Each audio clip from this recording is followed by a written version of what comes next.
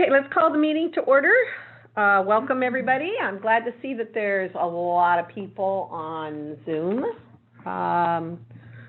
There may be more people joining us as we go along. There will be a chance for question and answer after our speaker. So if I can have a motion to approve the minutes from somebody. Robin, I motion to approve the minutes. Thank you, Robin. Second? For staff, we can't. That's right, you can. Anybody on Zoom, mute yourself and second, please. Who's it, Emmett? Gilbert. Oh, Gilbert. I guess I can't second it too, huh? No. Okay. No, I offer. I guess we'll move. I All right. second the meeting. Thank you. Second for Dave. Okay, motion carries. All right, I'd like to introduce our speaker, Jana Gardner. Welcome. She is Senior Counsel with California Association of REALTORS, and she's been with C.A.R. since 2014. Go ahead, Jana. Thank you for joining us. Thank you so much for having me. Good morning, everybody. I'm gonna go ahead and share my screen here. Bear with me 1 second.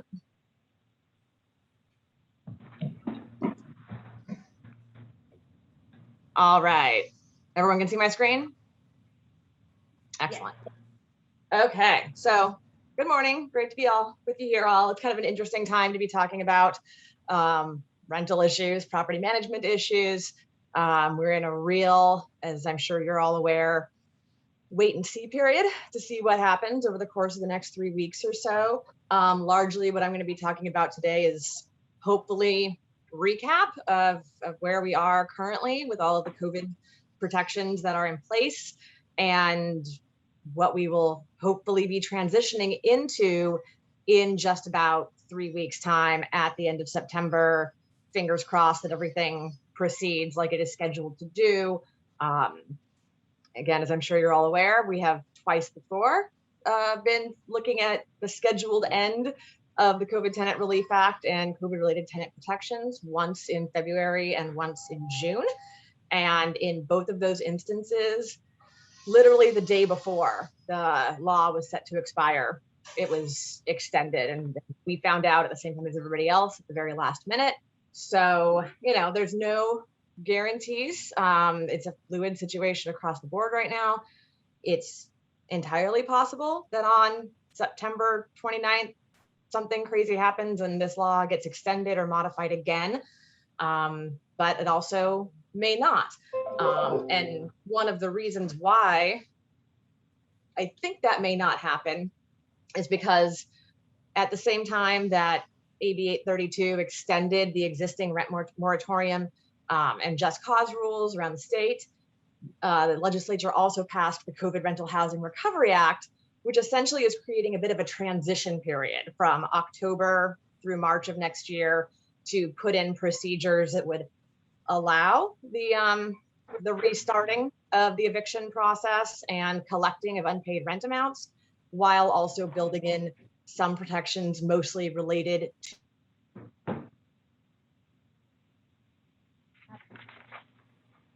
I'm sorry, can you hear me now? Yes, we can hear you. Sorry, Yeah. that was me. I was trying to better. bust at the end. Okay, sorry about that. But so, as I was saying, this COVID Rental Housing Recovery Act is going to tie into hopefully an increased use of the statewide rental assistance program, which has been somewhat underused around the state and frankly nationally so far. But that process is supposed to be streamlined. And then finally, before I'm done talking, I just want to highlight a couple of fair housing issues. I basically always try to do that just because I'm constantly seeing people get tripped up on these things. When I'm not out here doing these presentations, I'm on a legal hotline. And so I'm getting calls from landlords, from property managers who are navigating some fairly sticky, potentially hard to handle fair housing issues. So I always want to highlight those as well. And like I said in the introduction, we should have plenty of time for Q&A as well if you guys have questions about things you've been encountering over this difficult time. So let me just jump in just with a reminder of where we've been and sort of what we're looking at as we come up on the end of September. As I'm sure you all remember, last year from March to August was what was called the COVID protected period, where basically if tenants signed and returned the declaration of COVID financial hardship, they don't have to come up with any of that money in order to avoid an eviction. And then what what SB 91 and these other laws created was something called the COVID transition period, which we've now been in for a full 12 months. The transition period has now become the longest period of this entire process, that said that tenants need to be able to come up with at least 25% of the unpaid rent amounts they owe if they've been affected by COVID financial hardship in order to avoid eviction. But of course, the law does not require them to pay 25% every month. It requires them to pay an amount equivalent to 25% of the rent they owed from September through this month, all due at the end of this month. So theoretically, there could be many tenants, if you have tenants out there who haven't been paying rent for the past year. As of the end of this month, they are supposed to come up with at least 25% of that unpaid amount. And if they don't, theoretically, landlords could begin filing evictions starting on October 1st if that amount hasn't been paid. I have a note here. There's going to be special rules for filing evictions starting on October 1st. I'll talk about that in a second.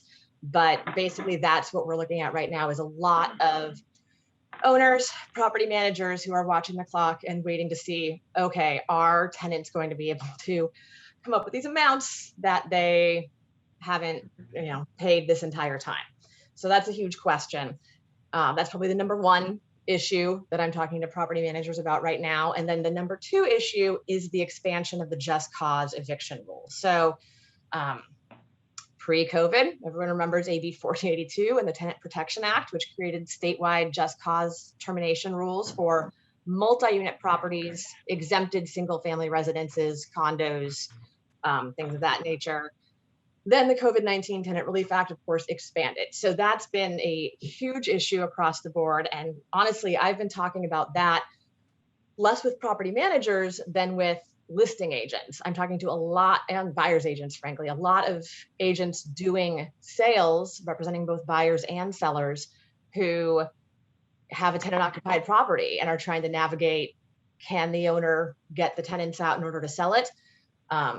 The answer is sometimes, maybe, depending on the timing and the forms they've served and things of that nature. But that is really the other big issue, is this continuation. And I think really what we're waiting to see is if the COVID-19 Tenant Relief Act expires at the end of this month, that means starting October, back to the old way of doing things, which is just no just cause requirement for terminating tenants in single family residences and condos and non-multi-unit properties. If the landlord just doesn't want to deal with the tenant and their month to month or their lease is expiring, can go back to giving them a notice without having to cite one of the allowable just causes, which is going to be a major help and improvement for a lot of landlords and property owners out there. Okay, so a quick rundown on the procedures for dealing with unpaid rent a little bit more specifically. Because this law has been extended 3 times, there have now been 3 versions of this required notice of the Tenant Relief Act, which in our forms is the NTRA. We're on NTRA 3.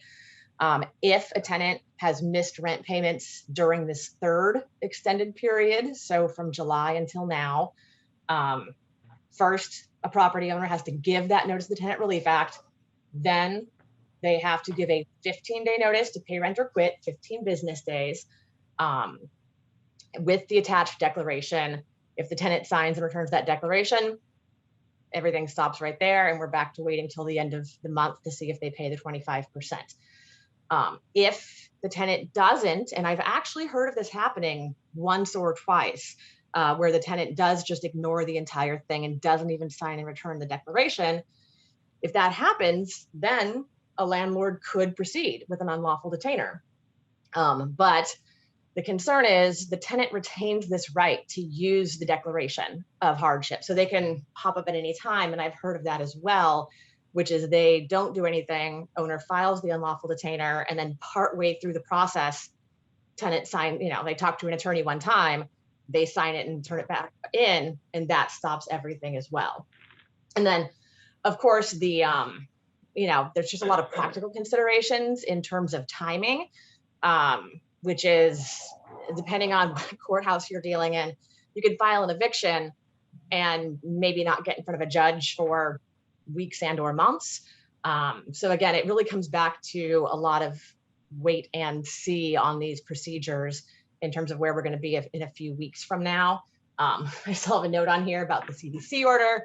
I'm sure you were all paying very close attention to the CDC order being thrown out, which created a lot of excitement at first. I talked to a lot of day after it happened, people calling, wanting to go and file evictions immediately. But of course, it did not change anything about the California rules that are in place. So that procedurally has not made a big change in California because we've always had such protections for tenants anyway. The CDC order wasn't really making a big change. There are, because I know I get this question a lot, there are many lawsuits going on right now challenging both the state and some of the local tenant eviction protections. They are winding their way through the courts slowly. Applications they made for emergency injunctions to get the laws thrown out immediately were denied, but they're still working their way through the court process.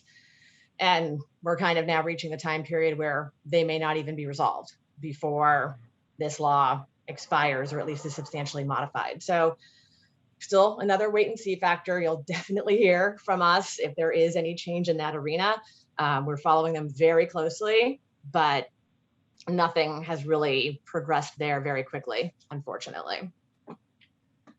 And then, final note here, even if you can successfully get a tenant out via unlawful detainer, you're not going to collect or get an order for the unpaid rent as part of the unlawful detainer process. Owners are going to have to follow the separate process for collecting unpaid COVID debt that I'll talk about in a second. This is just a quick rundown of all of the forms. It's kind of a good little visual tool just to remind ourselves of how complex this all is. And that's half of them. There's basically now 2 pages worth of various COVID related forms that have to or can be used for trying to serve these notices on tenants. Like I said, it's become so burdensome. I think a lot of people are just throwing up their hands and saying we're going to wait. But if there's a property owner, landlord who is eager to get this process started, they're happening. People are filing evictions. It's just a slow process. I've probably talked to maybe 1 or 2 people out of the hundreds or thousands that I've talked to with unpaid tenants who aren't paying rent, who've completed successful evictions, but it is possible even with everything that's in place right now.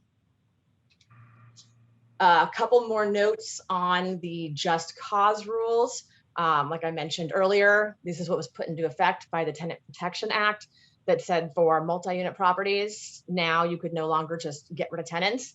Obviously, if there was a lot of at-fault reasons, you can terminate tenants for material breaches of the lease, just like you always could, but there's a very limited no-fault reason. So if the tenant's just kind of annoying, or you want to do something else with the property, you want to raise the rent, change it up, very limited ability to do that right now. Basically what we're limited to for all properties in California, and with some stricter rules elsewhere, is if the owner or their immediate family is going to move in and occupy the property, or if they are going to sell to somebody who is going to occupy the property. Basically, the property is being taken off the rental market, which I guess you could just take it off and let it sit and never rent it out again, but taken off the rental market, and usually that's going to be owner moving in or selling to someone who's going to own or occupy. And then the final one is if there is habitability issues. If the property is unsafe, uninhabitable, then that's a reason you can tell the tenant you have to leave because I need to correct this significant issue and it wouldn't be safe to do these repairs with you in the property. Quick note on local eviction moratoria, because this is definitely has been a very, very hot topic all summer long.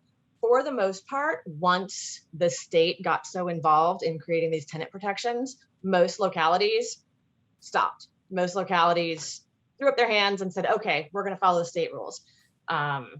Definitely the best and simplest process, in my opinion, but a lot of localities decided that they were going to keep even stricter rules in place. Now, under the COVID Tenant Relief Act, cities and counties can't have stricter rules about rent. So they can't have more generous rent forgiveness or rent moratoria rules than the state. They're bound by what the state's doing.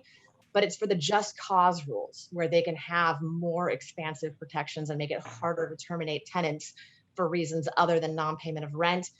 I have as an example here, because it's probably the most relevant, the LA County eviction moratorium that applies to all parts of LA County, incorporated and unincorporated, unless there's an incorporated city in California that has its own as strict protections. Otherwise, if you're dealing with properties in LA, even beyond the state rules, you basically can't do a no-fault eviction right now. So there's been a slight tweak to this. If there's going to be an owner move in, if the owner of the property is going to move in, that is the only no-fault reason for terminating a tenant in LA. So it doesn't matter if you're selling to somebody, cannot give a notice to tenants. And even some at-fault reasons like nuisance, typically the refusal to allow landlords entry. This is another just major issue that we've been seeing obviously since day one of the pandemic. It's probably the first issue we saw before anything else happened, was tenants starting to say, I don't want people coming in the property.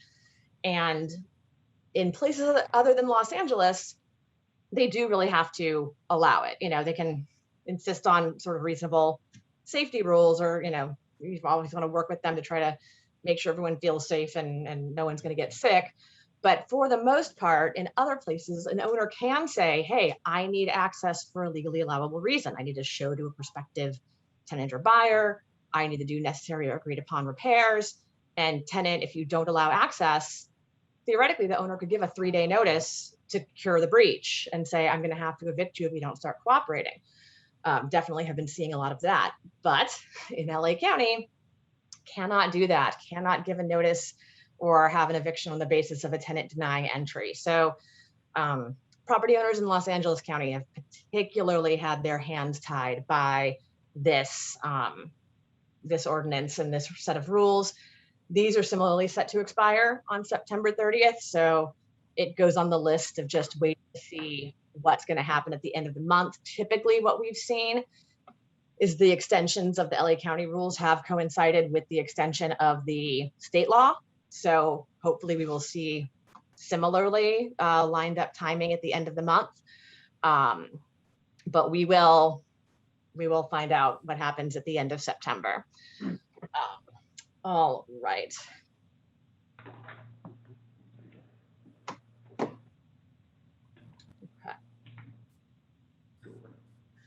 Okay, a couple of things that these have been in place this entire time, but they come up a lot as hot topics on the hotline. So just a couple of things to be aware of, easy mistakes to make for property owners and landlords. The first is that now having COVID rental debt is protected under the fair housing laws. So what does that mean? That means you cannot take a tenant's unpaid rent during the past, year and a half, during what's called the COVID period, the COVID rental debt, that cannot be taken into account when denying a tenant a new tenant application. So obviously the tenant still has to be otherwise qualified. So I think the most common example where this would come up is if you had a tenant who lost their job last year and missed some rent payments that they never made up, but in the meantime, they've landed a new job and now they have great income. And they otherwise qualify for the property, then those missed rent payments, obviously traditionally a history of missed rent payments can absolutely be considered, but not when it's COVID rental debt. So in that case, and then same thing, rental assistance money is a protected source of income. So if they paid any rent via rental assistance, same thing, that can't be used against them. So if you have an otherwise qualified tenant who missed rent payments in the past year and a half, Morning. account when screening. And then secondly, another thing that this law did that changes sort of regular landlord procedures is that the collection of rent now has to be applied to the current month.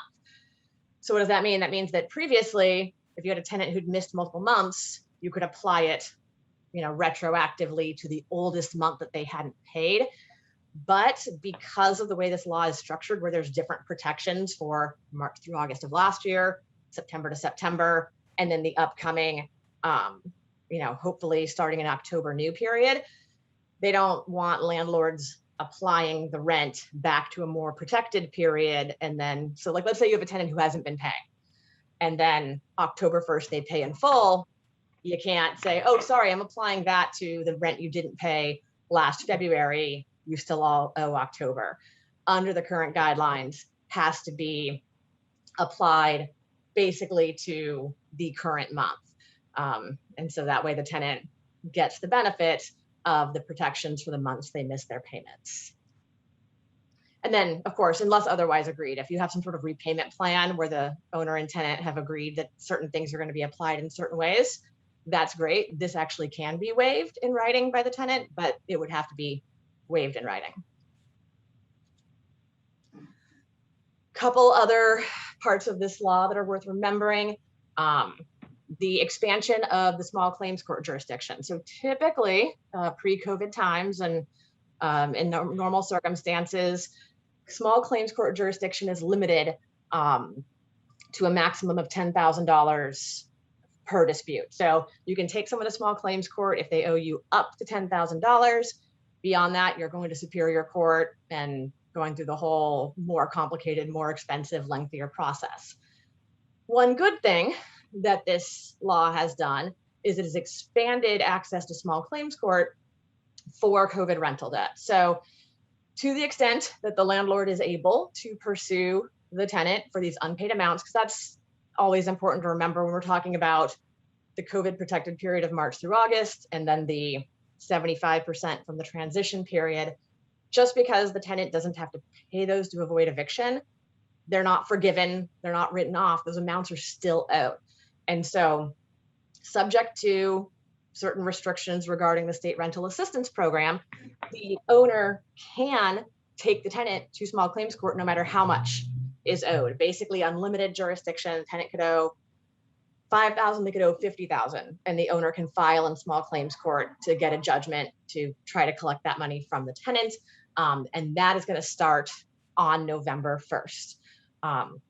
Some local laws, again, like in LA, can push that back a little bit, but in no event can that be pushed back beyond May of next year. So most places starting November 1st, owners can start filing in small claims court to go after tenants, but maybe by May.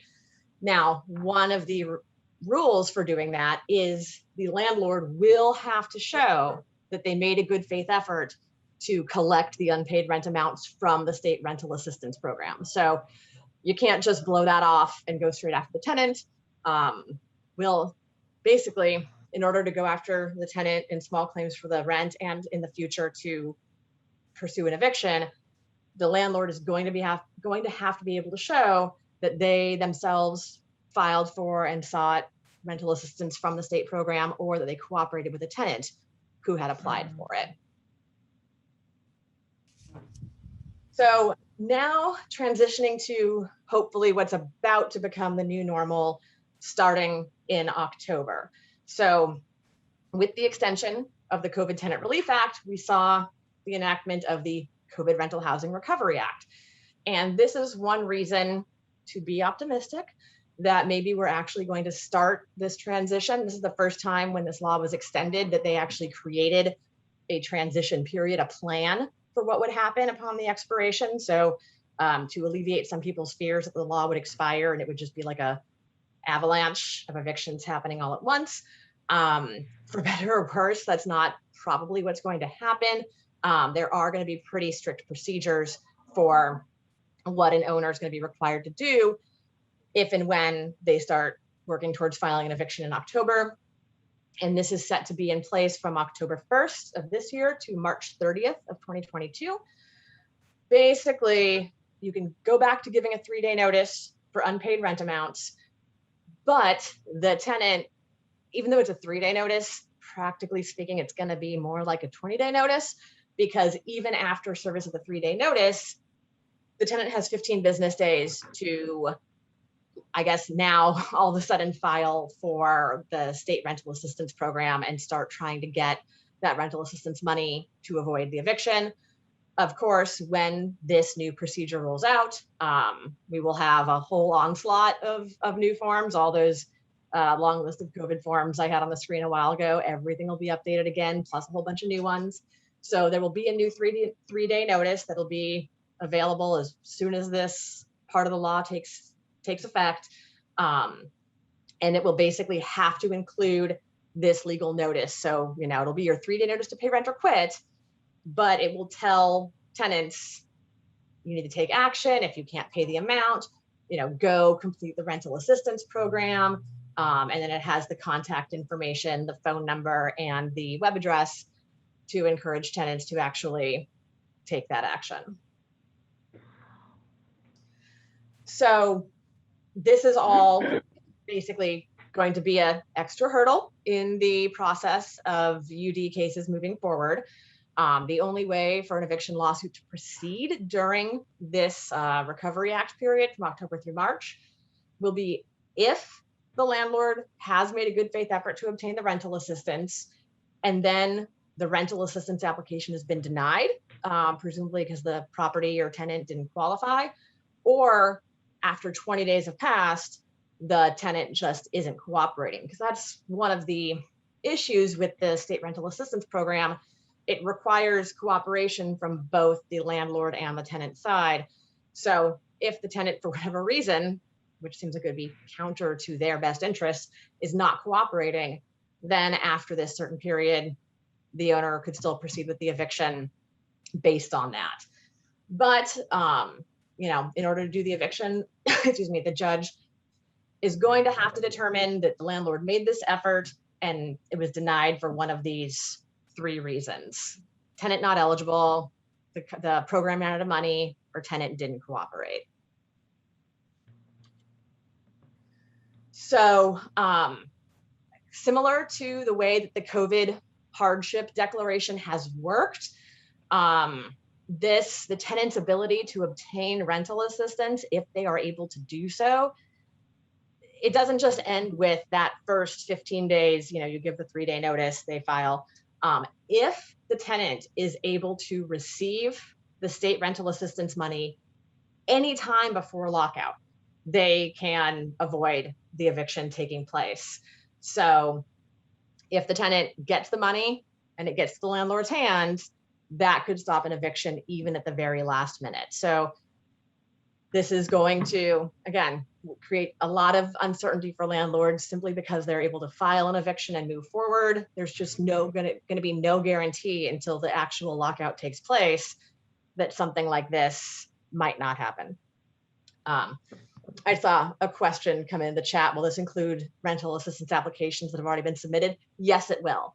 So hopefully there have been a lot of those. If landlords and tenants are already working on rental assistance applications, then great. Then hopefully they get the money, or if that was denied, well, then they already have their proof of the denial. So this is just going to be something that's going to be looked at, but there's no reason why anyone should have to restart or reapply for any funds if they've already started that process, which hopefully more and more people are doing.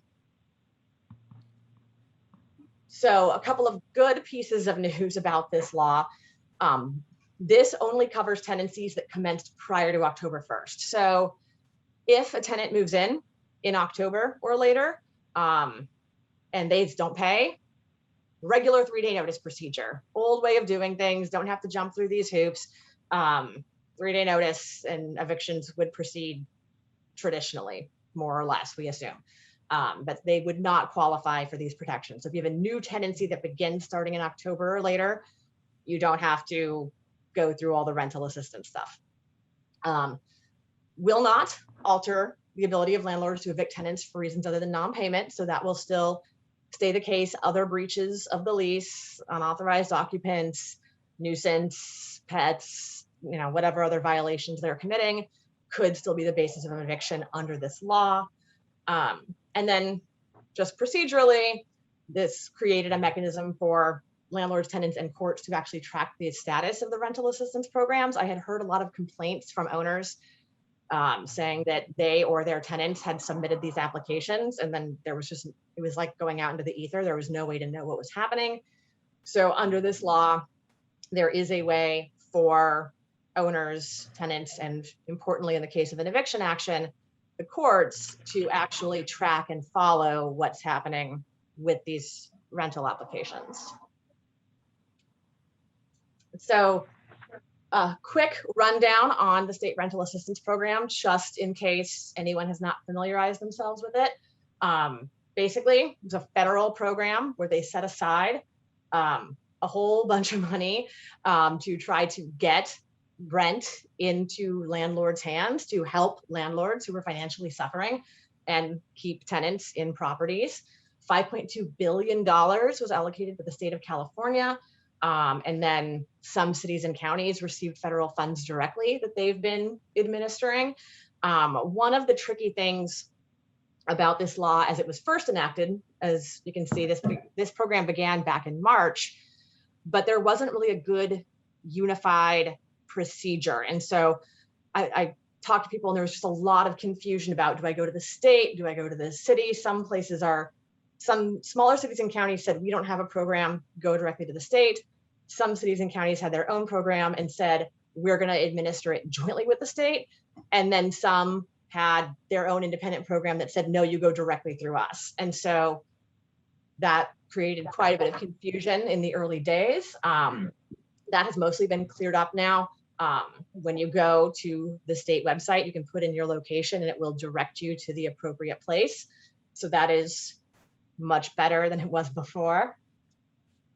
Who qualifies for rental assistance is one of the biggest questions. Who's considered an eligible household to receive this rental assistance?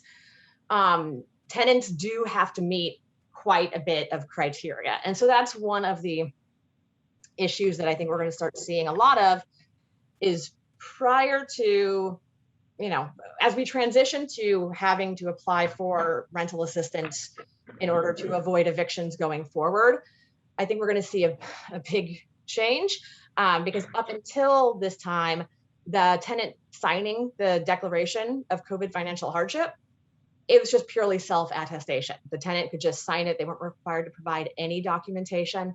They could just say, I've been impacted by COVID. If they sign that declaration, that stopped everything in its tracks.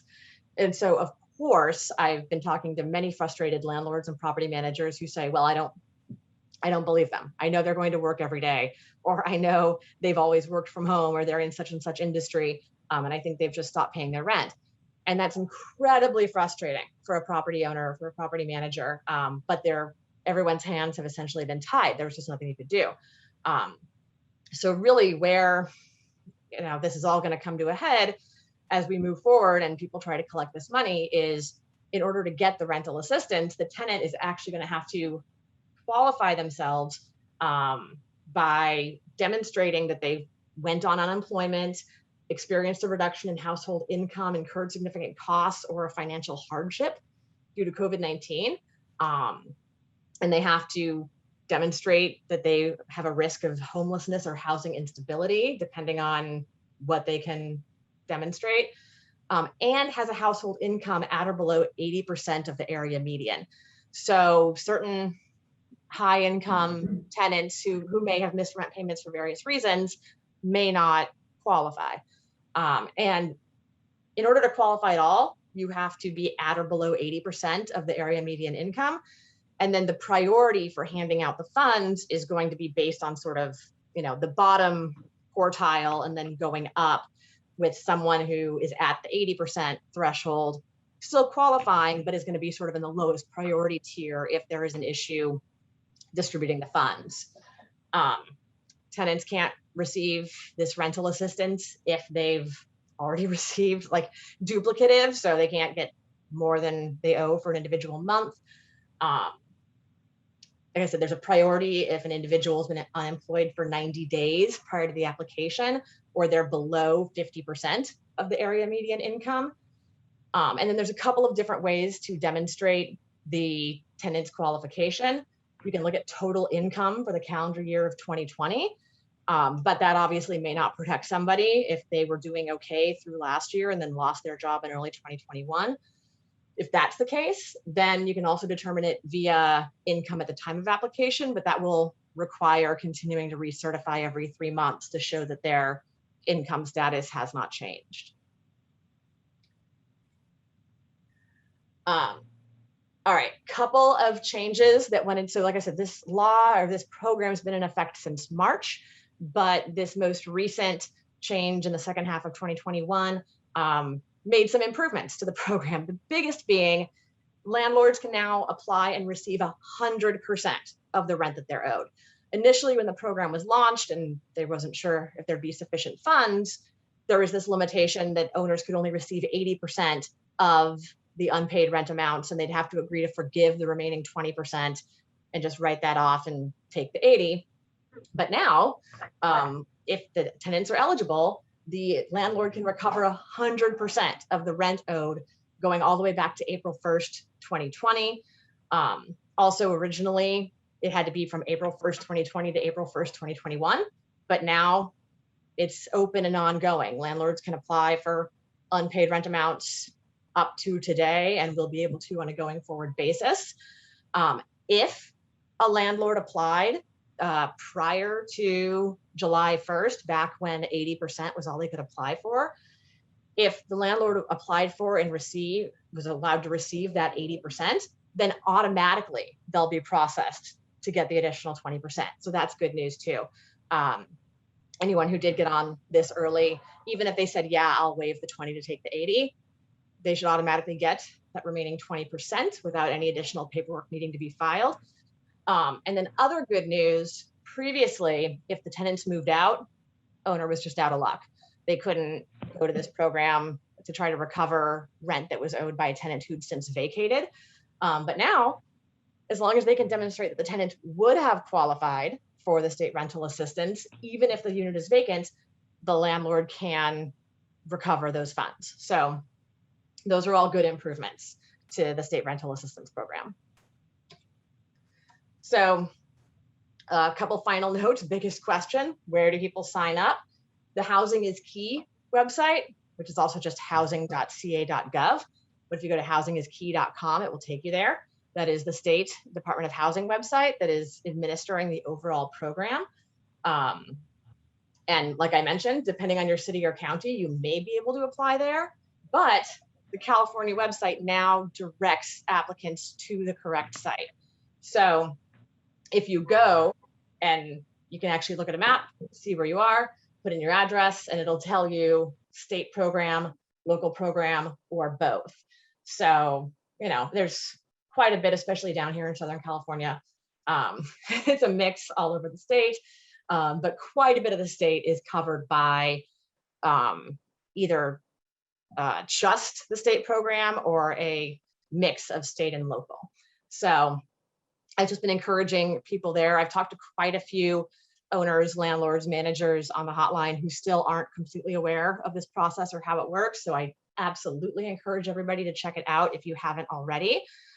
And so that is state rental assistance program. So for my last thing I wanted to talk about today are just a handful of fair housing issues, a lot of sort of oldies but goodies when it comes to these topics, but I'm still getting a lot of calls on the hotline about them. And I think one big trend I've noticed in the past year or so is an increase in awareness from everybody, owners definitely, but more complicating for property managers is from tenants about fair housing rules and fair housing protections. And so now more than ever, it's just so important to be careful and stay on the right side of some of these lines.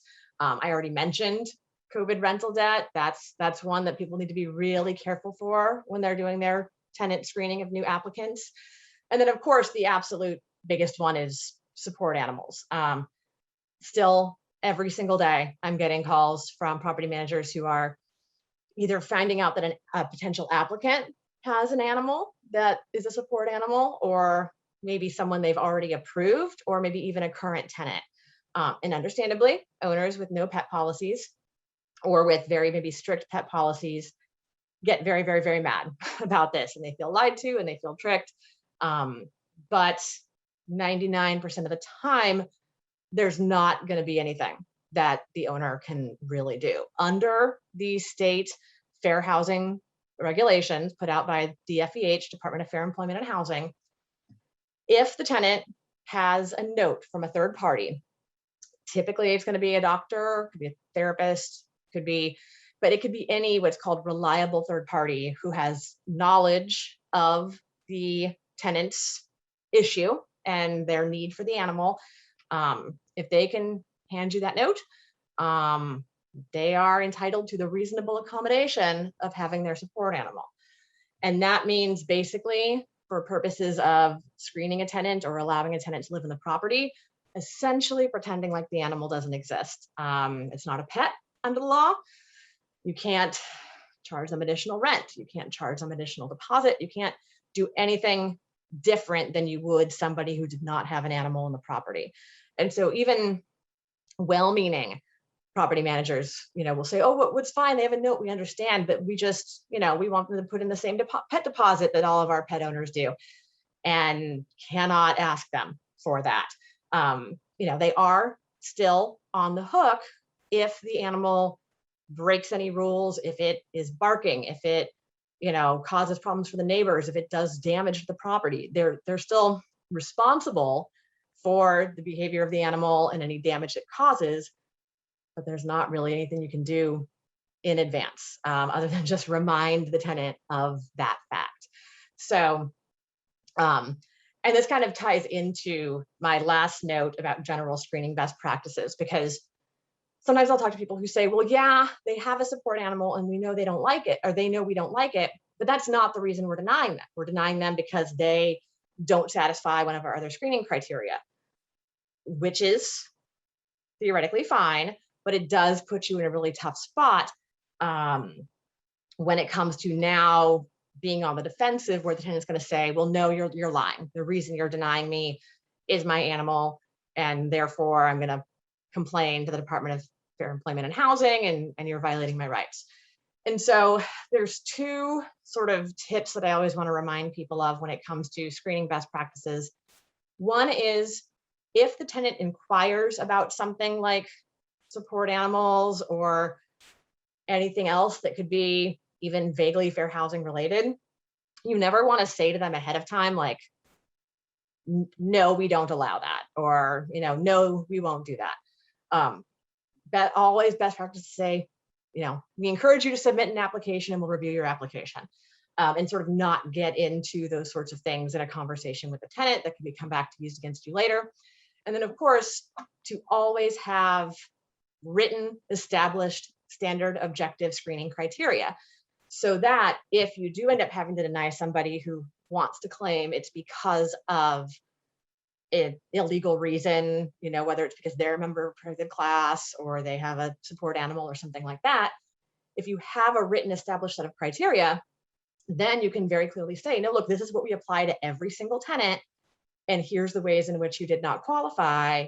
And so therefore, we're denying you. And that's going to be so protective, as opposed to if you evaluate everything on a case-by-case basis, or even if you have set rules, but they're not really written down, it just gives tenants more room to start making claims that the rules aren't being applied to them the way they are to everybody else. So, I've had this come up, like I said, mostly with animal issues, but it also comes up if you just have a tenant who's a member of any protected class. And, it just gives them room to say, well, we think you're renting to those people because they're of a certain race, religious, ethnic background that I'm not. And it's just having your objective criteria really clearly laid out is absolutely the best thing you can do to protect yourself, property owners, and just, you can't always avoid these headaches entirely, but try to avoid them as best you can. So that is my spiel on fair housing practices, and that is the bulk of my presentation. So we have plenty of time for Q&A if anybody has anything about what we've talked about today. I have a specific question. Yeah, go ahead. Hi, Jana. Hi. Hi, this is Michelle Ross with Jensen Property Management. And I try to take advantage of every legal webinar you guys put on, and I take notes. So it was back in February on the 23rd. It was a presentation by Robert Bloom and Neil Kalin. And I specifically wrote down with the new rules that all the properties kind of fell under the rent control laws with the COVID Tenant Relief Act, that for the NTT-CTRA, that if the no-fault reasons 1A through 1D applied, then the relocation fee is applicable. Is that correct? Or did I write that down wrong? So in some cases, yes, but generally no. And I'm really glad you asked that question because I should have mentioned it. It's also probably the most common question I'm getting these days. So when the COVID-19 Tenant Relief Act was passed and it expanded those just cause rules, right? So those always applied to the multifamily properties under the Tenant Protection Act. And under the Tenant Protection Act, you could only terminate for those just cause rules. And if you were using one of them, you had to pay that relocation fee in the amount equal to 1 month's rent or waive that final 1 month. But when the just cause rules were expanded via the COVID Tenant Relief Act to all properties, so now single family residences have to provide just cause, but they do not have to provide the relocation fee. So if they were previously exempt, if they're single families or condos and they were previously exempt from the just cause rules, now they're stuck with just cause, but the relocation payment part was not expanded. And it kind of says this on the NTT-CTRA. It's kind of buried in there, but underneath where it has all of those, here are the reasons, when it talks about the relocation payment, there's language in like the second half of the little paragraph where it says, unless otherwise exempt under California Civil Code 1940. Right. Right. So that, and that's what it's referring to. That's saying, okay, so if you were previously exempt from the Tenant Protection Act, now you have to give just cause reason, but you do not have to pay the relocation fee. So based on that webinar, I had been telling owners and tenants that they got a free month's rent because that's the way it was portrayed.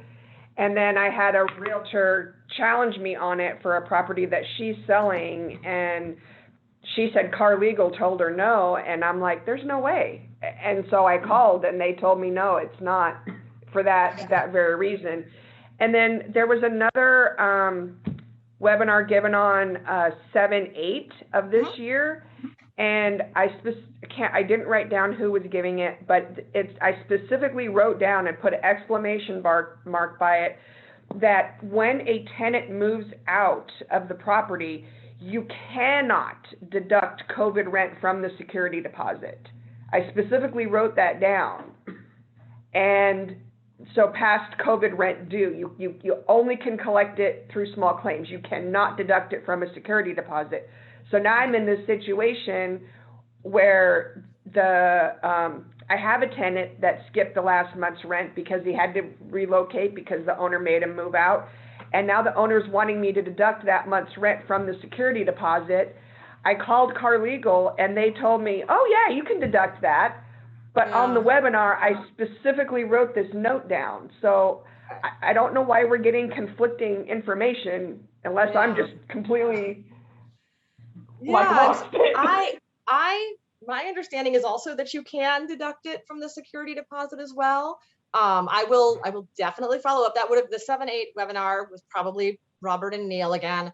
And so, yeah, it's possible that there was just sort of, I'm so sorry, there's some sort of miscommunication or something, but I have also been telling people that you can collect COVID debt even from the security deposit, that it's not prohibited.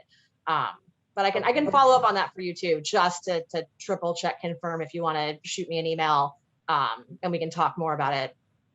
Yeah, I definitely will, because I'm holding on to this deposit and I've got to get it finished within the 21 days.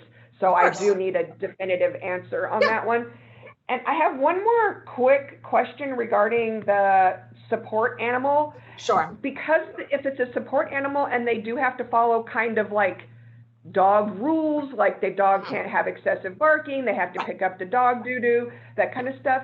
I've been using the C.A.R. pet addendum, but listing in the pet addendum that it is an ESA animal. Okay. But these are still the animal rule. Is that okay? Yeah, that's okay, as long as you are doing that second part and specifically stating that this is a support animal and not a pet. That's where it gets a little bit tricky. I know there's been a suggestion to create like a support animal addendum, and I hope the Forms Committee does that, because I think there's so many of them now, right? That I think there would just be a really good use. And so, yeah, that's until such a thing happens, that's fine, as long as you are noting that this isn't a pet support animal, but it does, like you said, helpfully list out those other rules, like pick up after it and all of that. Mm-hmm. Yep, perfect. Thank you. Yeah. Is that it? Yep. So, I saw a chat come in, someone fairly wanting me to confirm for the group about the COVID rent and security deposit. I will absolutely do that. I can shoot an email to Sylvia or to any one of you, and you guys can feel free to circulate that after the meeting. Yeah, I'm 99% certain that it can be deducted, but I also don't want to make sure there's any crossed wires with our department, and so I will get it confirmed for you guys. Thank you. Great. There was a question earlier. Yeah, there was a question earlier that came in from Rebecca. She said that she has a property that's in probate where the court has ordered the sale. The occupant won't leave. Can an eviction be done at this time? Sure. So the answer is probably. It depends.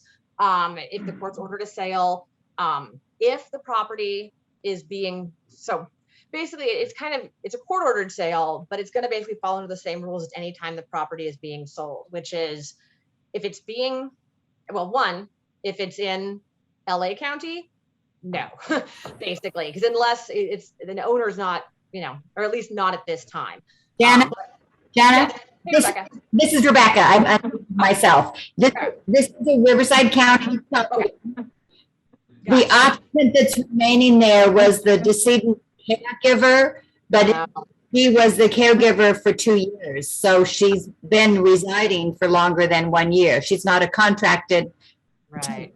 But so under those sort of circumstances, if the tenant doesn't have the right to stay, one of the reasons one of the sort of reasons under existing law that you can ask somebody to leave is if they were like a caretaker whose services are no longer needed. That is a reason a tenant can be terminated, that particular set of circumstances.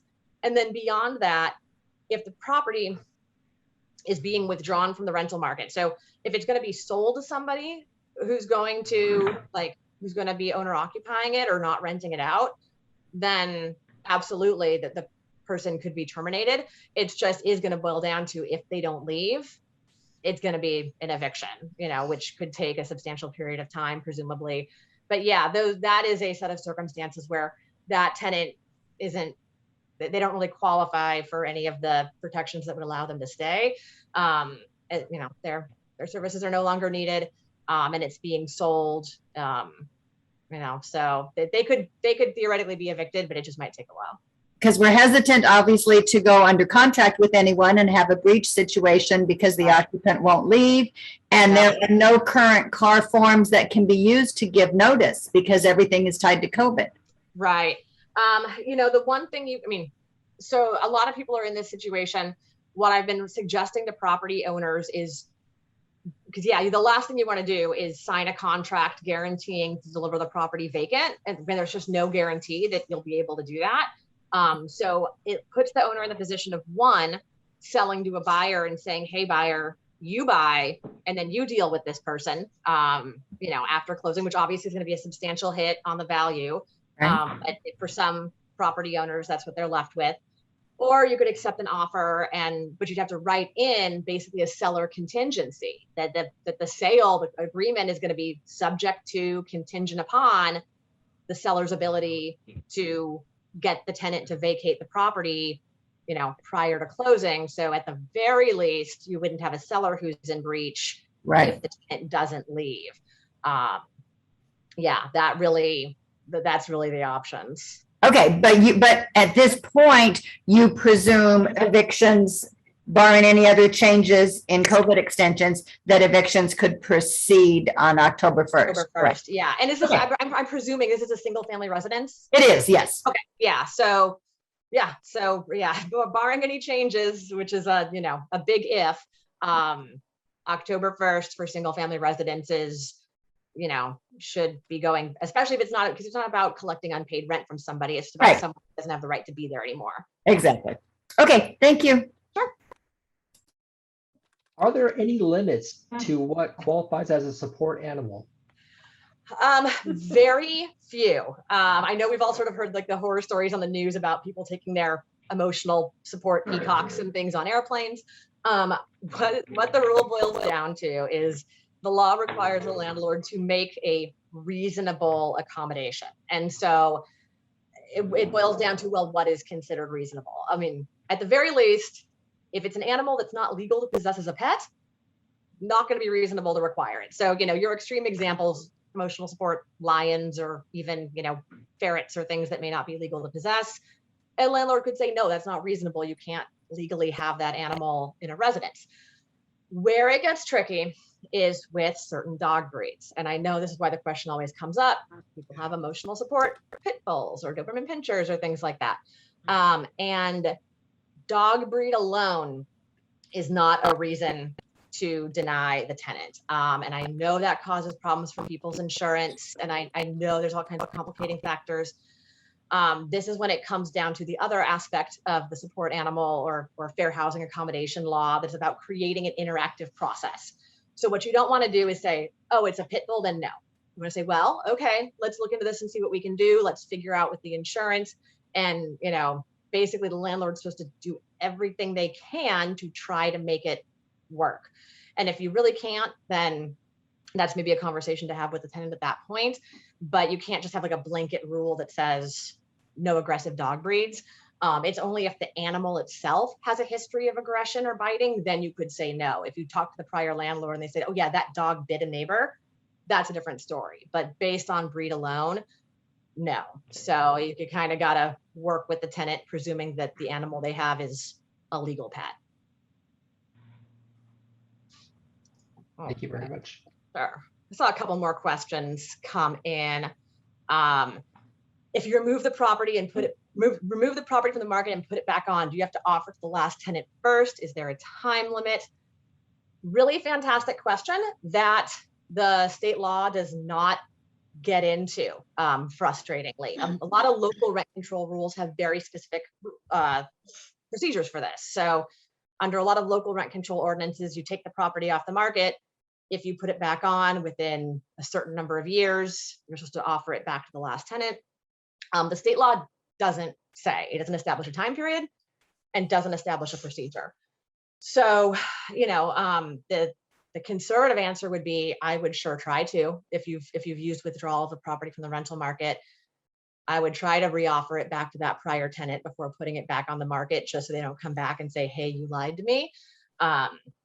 There's also no straight time period. Some local rent control ordinances basically say ever, or at least the duration of your ownership. Some of them have 3 years or 6 years, but there's no rule under the state law on how long it should be, which is why if you're gonna put it back on after using that reasoning, I would try to offer it to the tenant if you can even track them down. Otherwise, there's just always a risk that they're gonna come back and say, hey, that was a wrongful termination. You made up that rule to get rid of me, and try to bring some sort of claim. And then a couple more questions. I know it's 11 o'clock, but there's two really good questions that came in. I'll answer them very quickly. One, cash for keys, absolutely still an option. It's what I'm advising a lot of property owners in difficult situations to do. You know, they're not obligated to go offer the tenant anything, but sometimes that's cheaper than the alternatives in terms of trying to, especially if you're trying to sell. So you can always go to a tenant and say, hey, here's the circumstances. Can we work this out? You know, especially if you have a good relationship with them. You know, if you can be out by such and such date, here's what I can do for you. That is absolutely still an option. And then what about requiring, that animals have like vaccinated or registered or are trained? You know, the training part, not really. Now, if a lot of cities have rules that pets be registered and vaccinated. So again, if there's a legal requirement, you can absolutely require that an animal complies with the local laws relating to animal registration. And you can always just sort of Google for your city and what pet rules are, but can't require anything beyond the law allows. All right, that's the last question I saw. Okay, is there anybody else that would like to raise their hand? I don't see anybody. Okay, thank you very much, Jana. It was very informative. Thank you very much for answering our questions and joining us this morning. Thank you for having me. You are welcome to turn yourself off. We are going to cover a couple of little business items. Okay. Thank you, Jana. Sounds good. And I will Thank follow you. up. I will follow up with that security deposit information for the group. If you guys do have questions or any other follow-up, you can email me, janag@car.org. janag@car.org. You can email me and I'll follow up with you guys on that one issue. Thanks again. Okay, thank you. Bye-bye. Okay, since it is getting so late, we're gonna skip the wants and needs and pitches. But I did want to let you know that our next meeting is October 13th, and it will be in person, correct? Yes. In person, okay. And our guest speaker will be Jesse Sims with Netvolutions Technology Group, covering cybersecurity. So that should be a really good one also. We will be, where are we going to be live? In Hemet? Here. He'll be here. And Okay, he's going to be here in Temecula, so if you want to join us live, come on over here. we're gonna video conference to Hemet. And your video conference will be in Hemet. So thank you all for joining us. It was great seeing all of you on Zoom, and please join us in person next time. Thank you.